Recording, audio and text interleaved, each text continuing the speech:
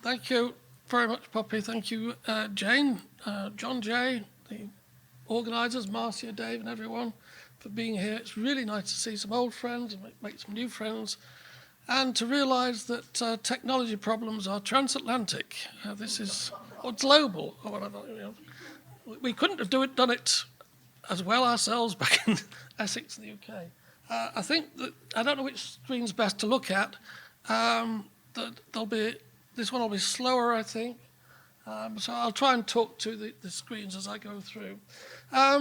Fantastic event, fantastic morning, fantastic speakers. Thank you. And the theme we know by now is decolonizing criminology.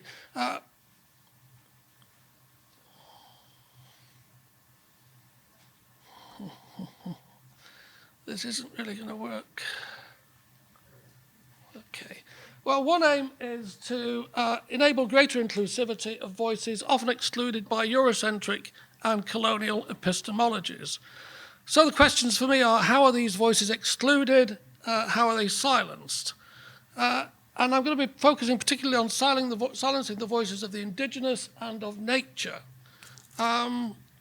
And there's various ways or processes in which this can be done, what forces that can be marshalled to do this, structural forces, genocidal, ecocidal, use of military power, and Marcia's work's already been referred to here, but her case study around silenced communities, the legacies of militarism, the imposition of genocide in Guatemala is a perfect, lovely example of this kind of work. Thomas Mathieson, we've talked a bit about abolitionism today. Thomas Mathieson, one of the founding figures of the abolitionist movement, has written about cultural forms of silencing, which he calls silencing, in the creation of acquiescence in modern society. This is at a cognitive level, a spiritual level, which is very important in terms of talking about the cosmologies that indigenous peoples' worlds rotate around. And also I'll talk later about trauma and grief, which is a kind of psychosocial level, and I'll conclude my presentation eventually with a case study, an example that illustrates the importance and significance of trauma and grief in some of this process. But first, some criminological context, and using a word that I think has already been referenced by colleagues, epistemicide, which I'm taking from the work of Boaventura de Sousa Santos, absences and amnesia, and an old friend will appear along the way as I talk about amnesia. This is work arising in this particular instance, but throughout what I'm talking about, done with my colleague David Goyes, to whom I owe an enormous debt and acknowledge David's influence on me and the work we've done together, a key figure among the new young generation of Southern critical criminologists. And we had done some work together around the idea of green criminology. For those unfamiliar with green criminology, it's very simple. It's simply ensuring that criminology engages with the environmental harms, crimes, and so on that we are imposing on the world, the way we're bringing the end of nature closer, the climate change crimes that are going on, and so on. And we were really, of course, we celebrate the fact that green criminology has emerged as a subdiscipline, a field, since the 1990s. But of course, it's obvious that criminologists, sociologists, anthropologists have talked about environmental issues before this, and we wanted to just do a little bit of archaeology to look at criminological writings before the 1990s, because our suspicion was that there was a great deal of writing, particularly in Latin America, that just wasn't known about in the Northern Anglophone literature. And we thought that this exercise would illuminate criminological amnesia and omissions. Now, criminology has frequently and recurrently been beset by amnesia, and our old friend Jock, who was my PhD supervisor, as we're citing PhD supervisors today, wrote nicely about this, talking about criminological amnesia. Debates are forgotten, hidden away, then rediscovered, refurbished, and presented as the very latest intellectual achievement. And that's significant in terms of the way that certain fashions emerge in criminology, but also certain truths and bodies of knowledge are forgotten about, or they are overlooked due to criminological blindness. And Boaventura de Sousa Santos has written about this a great deal and points out that in the construction of scientific representation of any sort, this generally means a process of selection and inclusion of a limited number of phenomena, a disregard of others that don't fit. And of course, the criteria for what doesn't fit is the heart of our question today. So we wanted to explore this idea of criminological exclusion a little bit further, and particularly in relation to indigenous worlds, indigenous lives, experiences, ways of looking at the world, ways of behaving. How did criminology engage with these matters? And the work of Chris Caneen and Juan Tauri has already been mentioned here. There's a few pioneers in this, but we wanted to just see a little bit more about criminology's inclusion or exclusion of indigenous issues. And this is the only quantitative bit of the presentation that you'll get. But we use two bibliographical bibliometric tools to do a kind of content search for indigenous-related themed studies. Looked at 24 high-ranked and or critical journals up to September 2019, so before the pandemic. Taking our cue from Katia Franco, we were looking at what she calls the conventional criminological wall map, the centre of gravity situated in the core Western, particularly Anglophone countries. And these are journals published in English. So this was the form of the basis of the sample, because that's what dominates. The results probably won't surprise you. The lifetime of these journals in total was 796 years. Up to September 2019, there were only 155 articles with indigenous themes published in these journals, in this sample. That amounts to 0.2 relevant articles per year. This is the list of journals we looked at. If anyone's interested in this particular study, the article is available free online, or I can happily send it to you. And indeed, Jane will have the PowerPoint if anybody wants that. There was no engagement with indigenous methodologies, very few indigenous authors, less than 10%, little engagement with the epistemologies of the South, and the basic conclusion, which, if we had time, I could say, what do you think the conclusion was? Criminology, the discipline concerned with studying instances of criminality, harm and victimization, has largely remained untouched by or indifferent to serious crimes and systematic attacks that have increased mortality, denied rights, and destroyed traditional ways of life within indigenous communities. And that's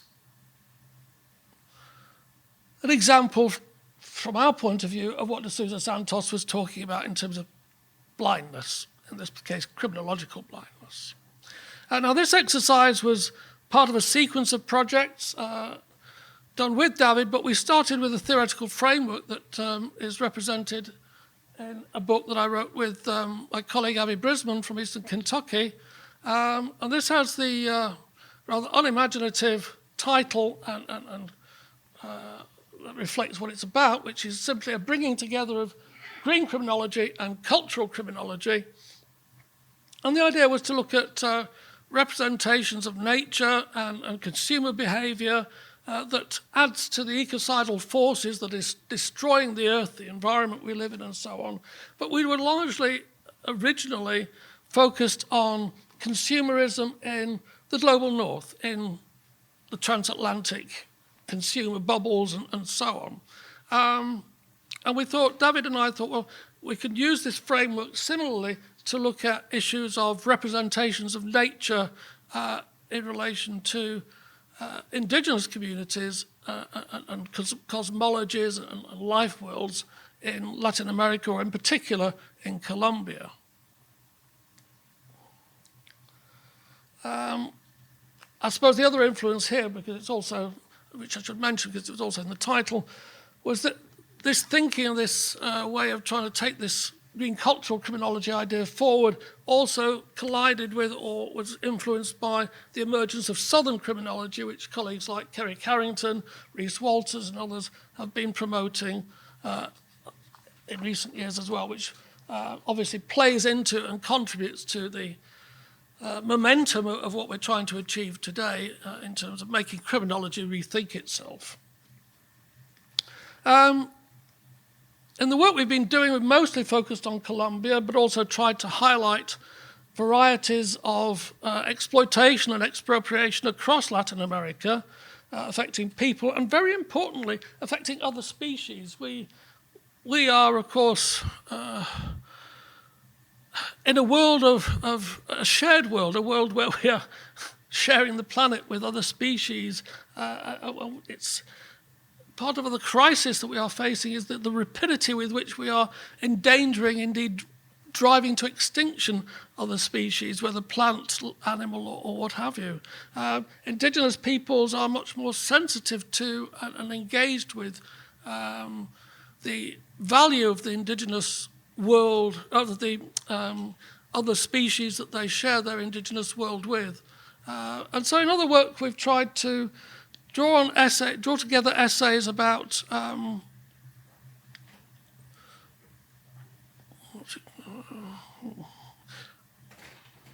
what we called the theft of nature and the poisoning of the land. So these are two books which are also trying to address one of the other barriers that we have to getting together, to talking to each other, which is the language barrier, the dominance in academic work of the English language.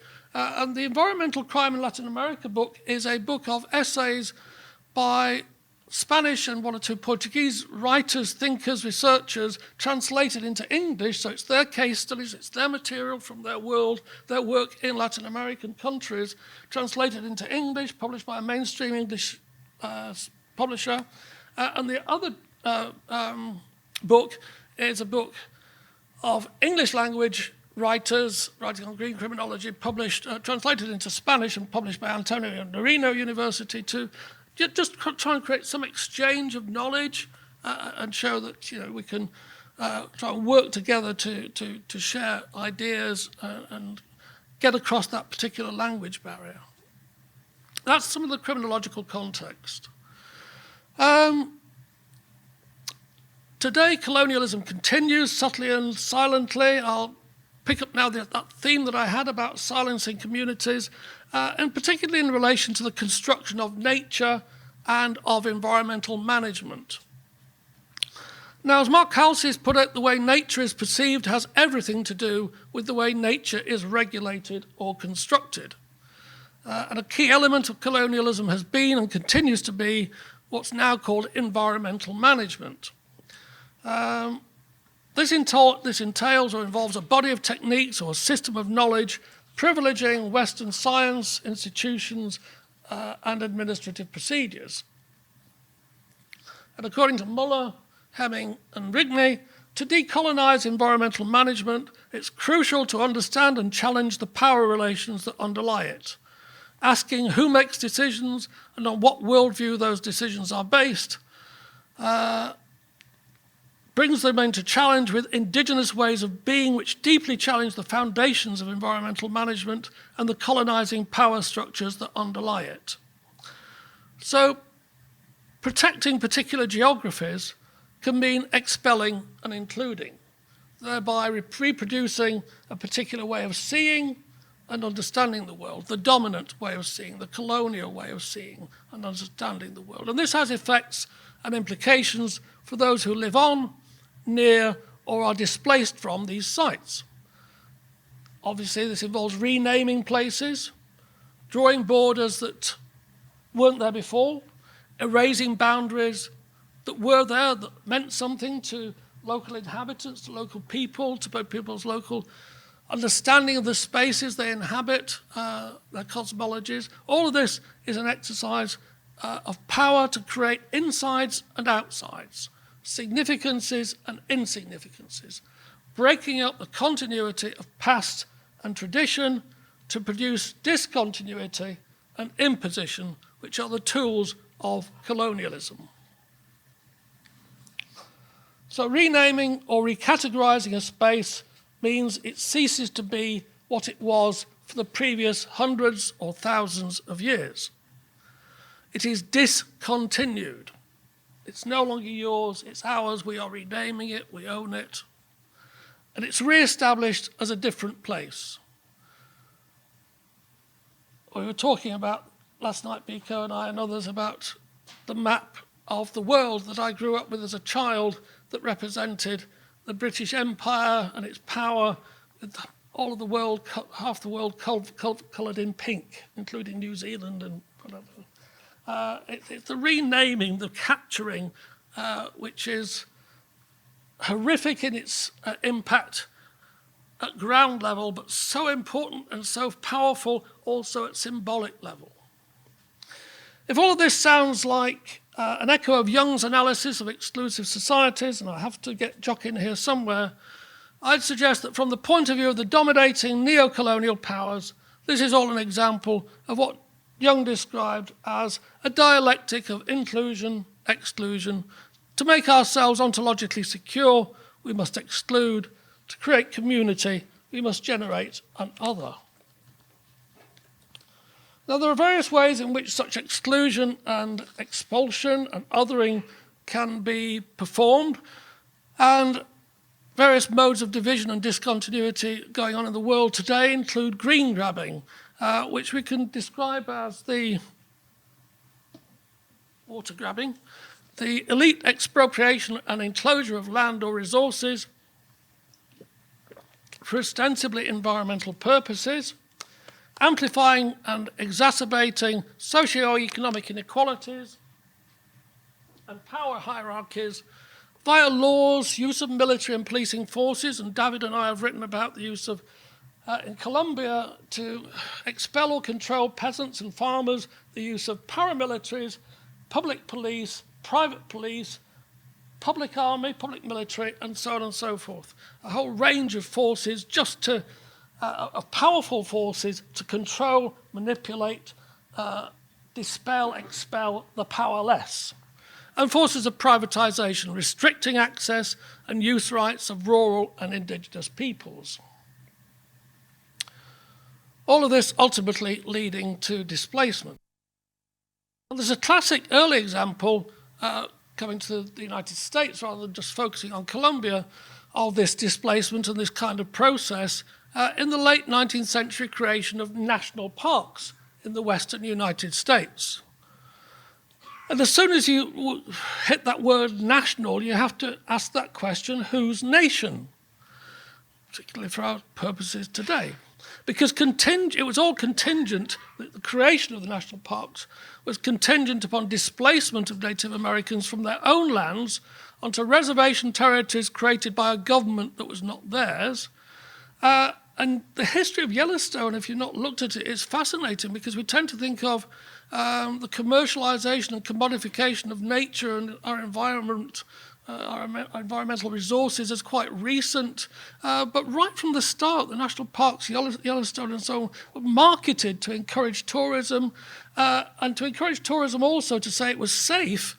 The army was used, the US Army, to remove potentially hostile inhabitants, to reassure visitors, no problems, come along, and also to reassure investors who then started to, of course, build the Disneyfication of nature that occurred subsequently. So the construction of natural spectacle and packaging of wilderness as a national treasure occurred alongside the removal of the original settlers and owners, and hence required a rewriting of history.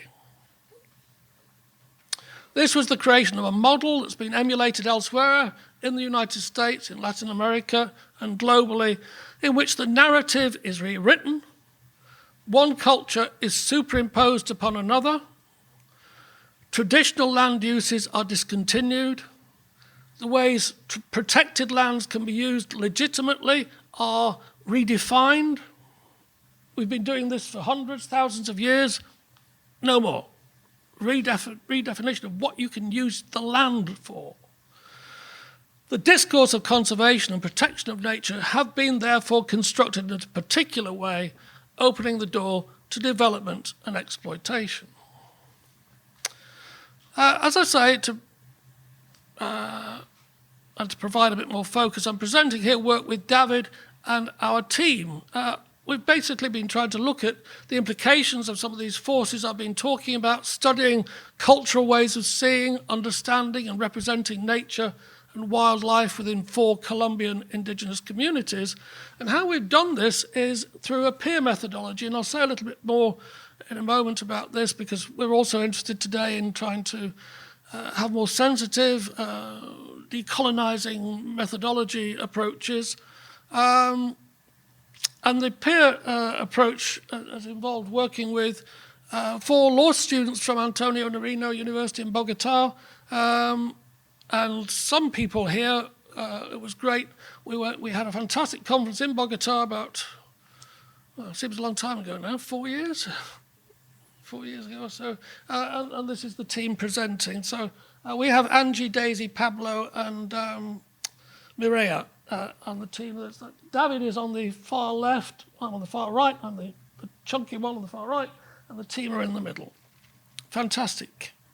And the point about the students is they represent 4 indigenous communities, the Bari, the Huitoto, the Nasa, and the Ticuna, which I could say more about, but probably don't have time. The most significant possibly is the Bari, because it was only in the 1970s that they came into closer contact with invaders, or the Western consumer culture, and so on. The other communities were subjugated or drawn into relationships much earlier through the Spanish colonizers, and therefore the histories are slightly different. But as I say, as I'm talking about the team, let me just say a few words about this idea of peer methodology. Obviously, for the kind of work we've been doing with indigenous communities, from which obviously neither David or I belong to these, it's really important to try and work with representatives of the communities to help frame the questions, to undertake the field work, because we would not be able to do this, and to be engaged in the analysis of data in ways that pick things up, that interpret things,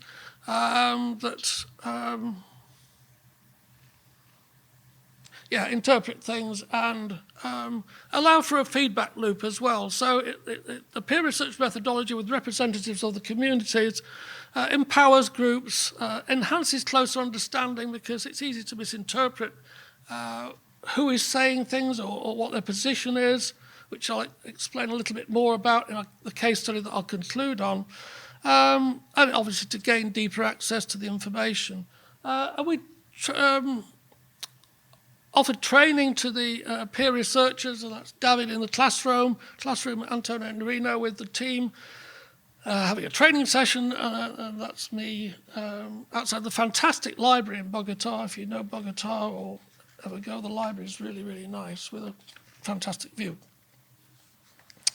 And we've been exploring the undermining of Colombian indigenous environmental ontologies and ways of life, legacies of atrocities committed by armed groups, army, guerrillas, paramilitaries, mercenaries throughout history, modes of silencing of communities, and trying to draw attention to examples of intimidation and murder, some of which connects to points we've heard about earlier this morning.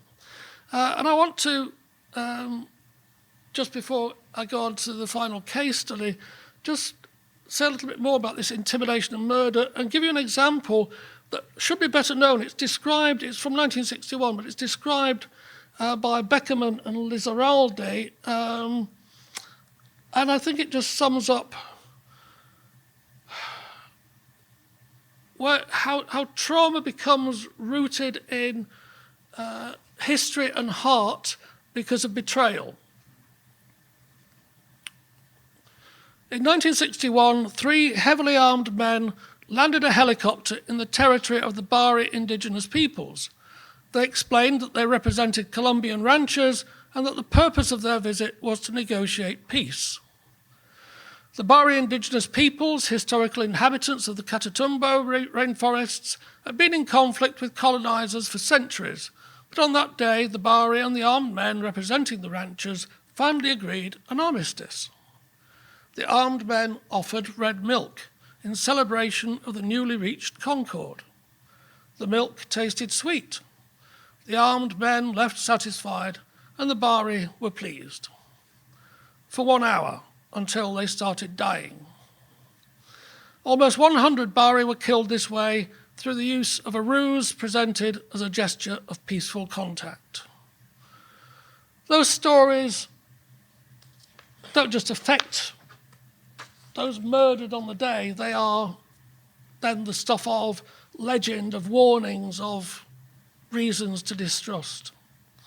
So murder, genocide, and so on are extreme but not uncommon ways of enforcing domination. There are silent forces of change, governmental intervention, the content and operations of the education system, from the imposition of language, the arrival of colonialism, the arrival of Catholicism, nationalist politics, the interventions of well-intentioned and malign-intentioned outsiders, and the impacts of technology. And it's important to remember these are not unconnected societies. It's not as if they are not without Wi-Fi and so on. You know, satellite dishes, mobile trucks, and things like that mean they are connected. And one of the forces of erosion is that hanging on to traditions and ways of looking at the world, ways of thinking, ways of relating to nature is now challenged as it is in relation to generations throughout the world. Younger people want to engage more with what they can see through or gain access to through the web, the World Wide Web, through being online and so on. And developers bring cars and vehicles and so on, and young people get fascinated by these, and it's a kind of familiar generational worry. You know, the young people are more interested in hanging out with these people with cars than they are with the elders listening to the old stories. It's like you could be in any country, anywhere, with older people worrying about the younger people. And we've talked about some of this in an article which I'm happy to send, but it's easy to find, the British Journal of Criminology, Ecocide and Genocide Affecting Indigenous Communities. But I want to bring some of this together in the final case study or project example, which was a case study of the interaction between Indigenous ontologies and historical trauma and health system inequalities. And first, just a short diversion into the mysterious world. I don't know what time I'm supposed to finish because we've all lost track, but I hope you ate something. So, the mysterious world of journal publishing and editorial decisions. So, it's a study of COVID-19. Sorry. This is a well-known journal in the UK and internationally, Sociology of Health and Illness. So we had a study of COVID-19, really topical, of kind of vaccine denial or resistance, policy implications, of inequalities in terms of resources and health system health system mechanisms, and use of a clear, solid sociological stroke psychosocial concept, trauma.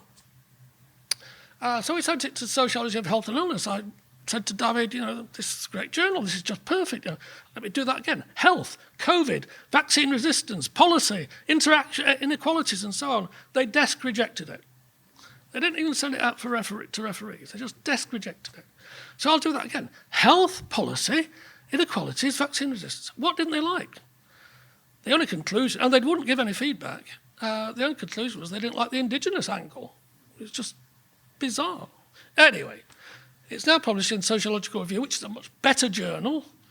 The referees really liked it. So, it's just another little side comment about, what are editors thinking about? I don't know.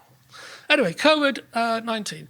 Made more visible as elsewhere, the intersection and mutual reinforcement of injustices already affecting Colombian Indigenous communities. This was a study that we were originally going to do mining in Colombia, but COVID shut down any kind of work like that. So we bought computers and licenses for searchable, to enable the student researchers to search newspapers in 2020 reporting on Indigenous communities and their experience of COVID. Reports came out about lacking water, Indigenous communities lacking water and access to health services and so on, and also suggested the government treated Indigenous peoples as second-class citizens in this context. And they also, because they were going home to their communities, were able to do some interviews. And it's the interviews that are really interesting for purposes here.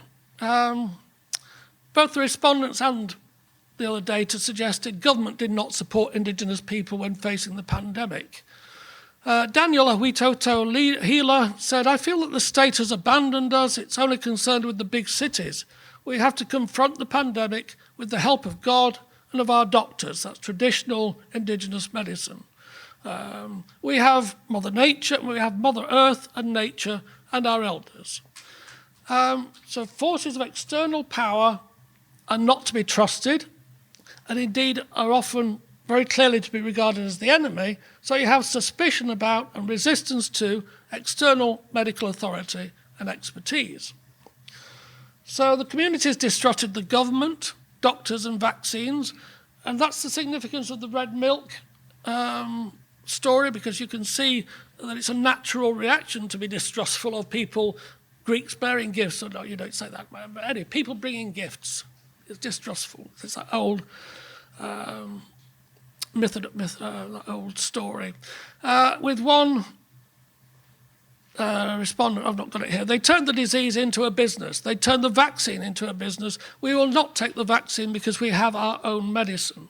So there was suspicion of motives, resistance to imposition, and a strengthening of internal cultural beliefs, which the elders and the communities generally really welcome, because as I say, that there are forces at work that are weakening internal cultural beliefs, understandably, in a global, interconnected 21st century. So COVID actually was strengthening some of the internal belief systems and knowledge. We gathered the traditional knowledge of each clan. The pandemic pushed us to unite our thoughts, says Romualdo of the Witoto. We were forgetting traditional medicine, but the pandemic awakened that knowledge that was asleep, said Wilson from the Ticuna. And the pandemic made people see that the knowledge traditional doctors have works, and thanks to this, people believe more in traditional and ancestral medicine. There were two members of the communities who were trained in Western Northern medicine. They'd been to medical school in Bogota, and they're very interested, as we are, in trying to bring together or hybridize the best of these forms of medicine, because it was very difficult for the global north trained doctors to point out that there are routes of transmission which were being damaging to the indigenous communities, that really they could do something about, rather than simply saying that all northern medicine was to be distrusted. At the same time that we were doing this, Pedro Pachagaya, an anthropologist in Bolivia, was finding the same things, and his summaries is a very nice summary of exactly what we found. This isn't denialism about COVID, nor is it the typical anti-vaccine denialism. There's simply a lack of trust in the healthcare system and a strong preference for traditional medicine. Lack of trust comes in part from previous negative experiences. When these populations go to the healthcare system, they suffer mistreatment, and this trauma means they don't want to go back. So yes, it's not as if there is never any healthcare provided by the state. Of course, sometimes there is. It's just that it's limited, and it may be based on misunderstandings, and it may be unsatisfactory in many ways. So dominant healthcare systems ignore or reject traditional medicine, and instead of being understood, these systems have been made invisible, erased in a violent way, and that's the fundamental problem that the healthcare system has here. So state-led healthcare and northern science may be seeking to erode dependence upon indigenous traditional medicine, and that's been both undermining of but also strengthening of the value placed upon historical custom and trusted wisdom. And where we want to get to is a point where we can say, here's what we in the global north can learn from the global south or from the indigenous communities that we're working with. Here's what they can learn from us and share with us. And we all win instead of that exclusion, that expulsion, that othering, that denial of the strengths of the knowledge that could be shared for mutual benefit. So finally, some reflections. We're not in a post-colonial age, as far as I can see. The colonial and the colonizers have not gone away.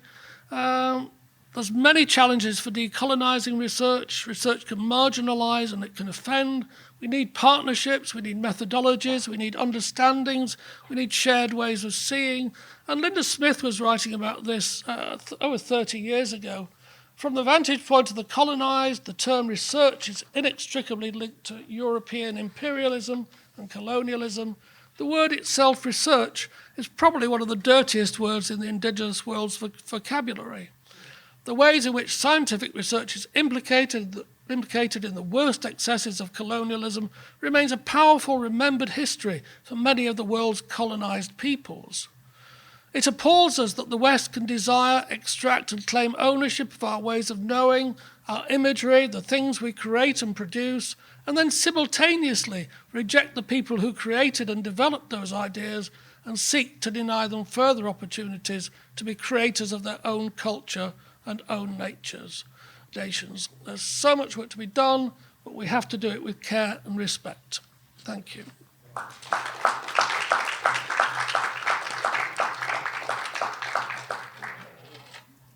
Okay, sorry about that. So you mentioned, like with green grabbing, that police, military, the state is actually part of the problem. So what are the strategies for resisting these kinds of takings in the name of environmental protection? What are the strategies? You mean from indigenous communities? Or from... It's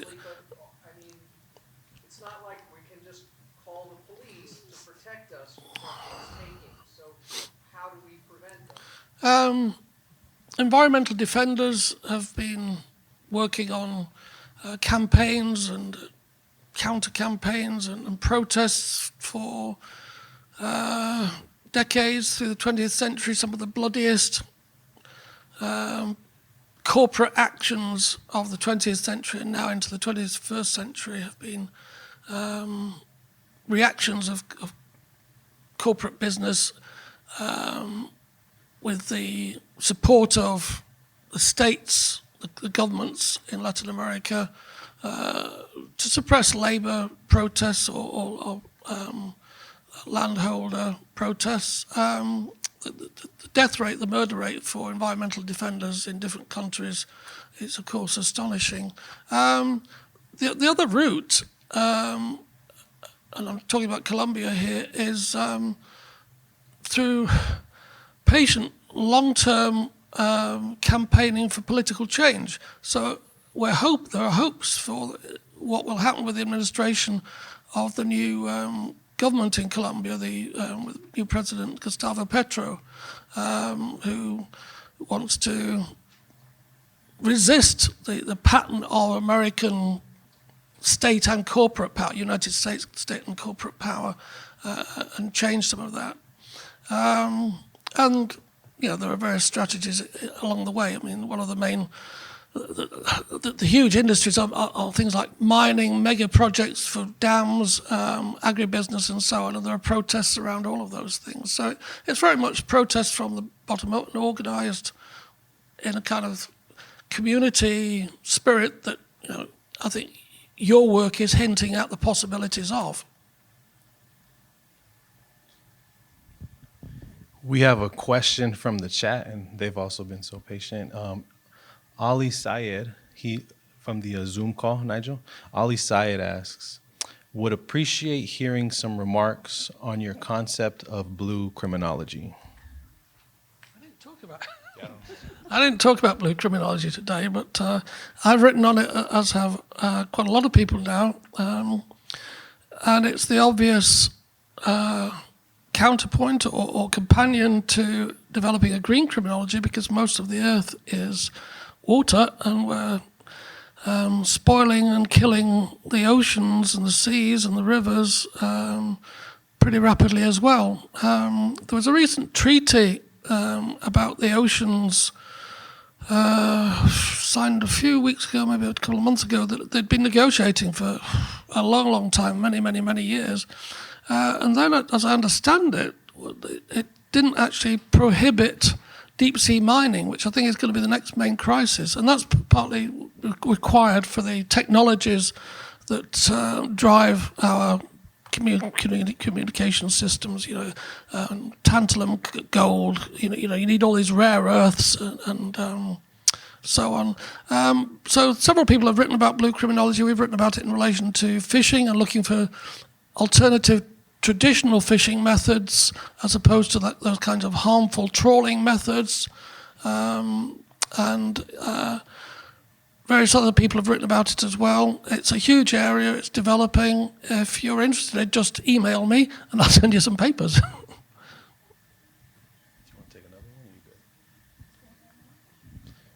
Does anybody else in the room or on the chat have a question?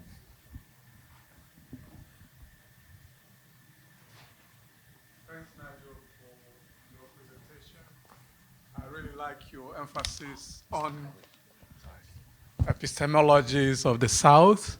And my question is, what do you think about the concept of the anthropocene in green criminology?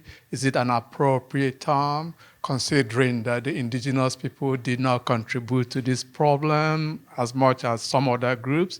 Do you think the term imperialismocene would be more appropriate than the anthropocene?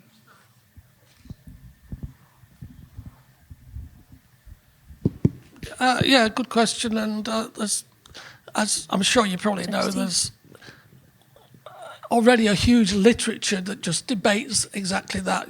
What should be the terminology, and I think Anthropocene is challengeable in various ways. And if you taking on board comments we've already had earlier about, and I made as well, about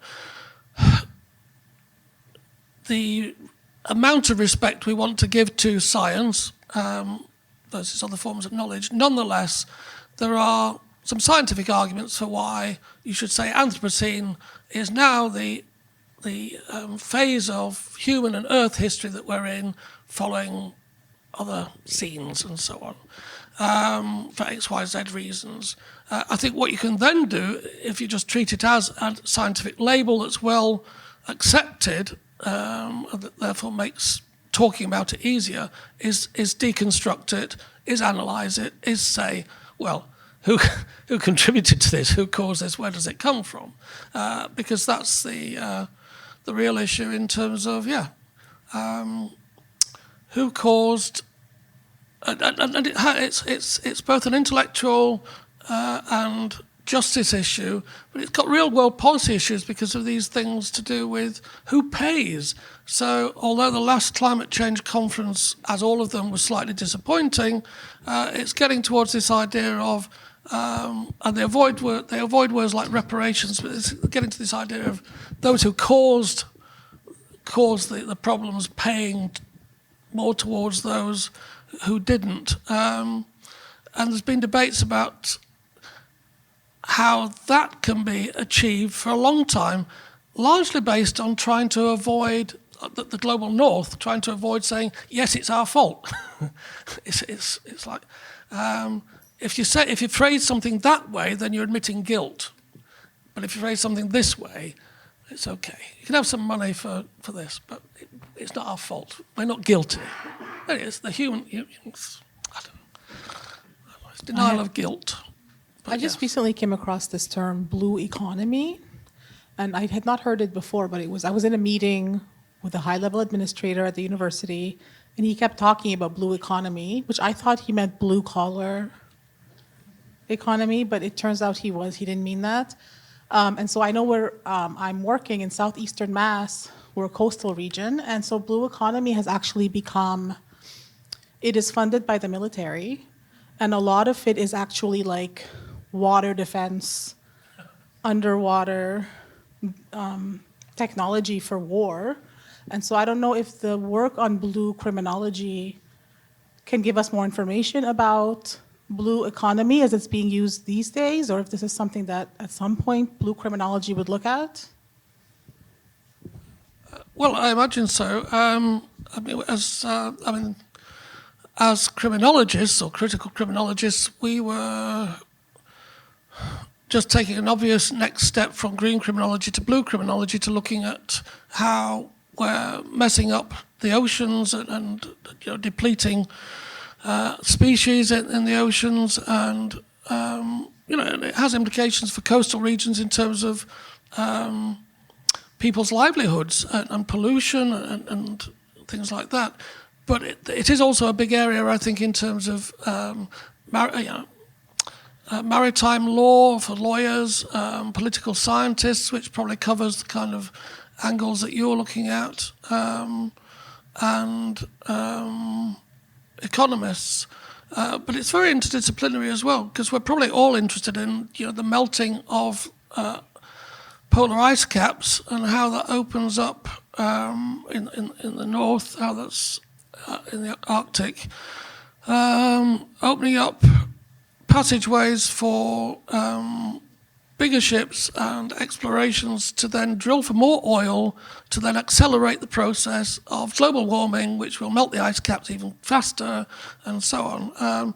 And that's a very interdisciplinary thing. One of the things I really like about green criminology and so on is it's neither criminology nor anything else. It's all the work that I'm doing with Avi Brisman really benefits from the kind of work you're doing, because it's all about culture. It's about representations. It's about how we engage with, enjoy, experience the sensory kind of nature, sensory experience of nature and environmental issues. So I'm all for interdisciplinarity rather than... I don't need to abolish criminology. I kind of abolished it a long time ago in my head. It's just interdisciplinarity, I think, offers a lot of opportunities.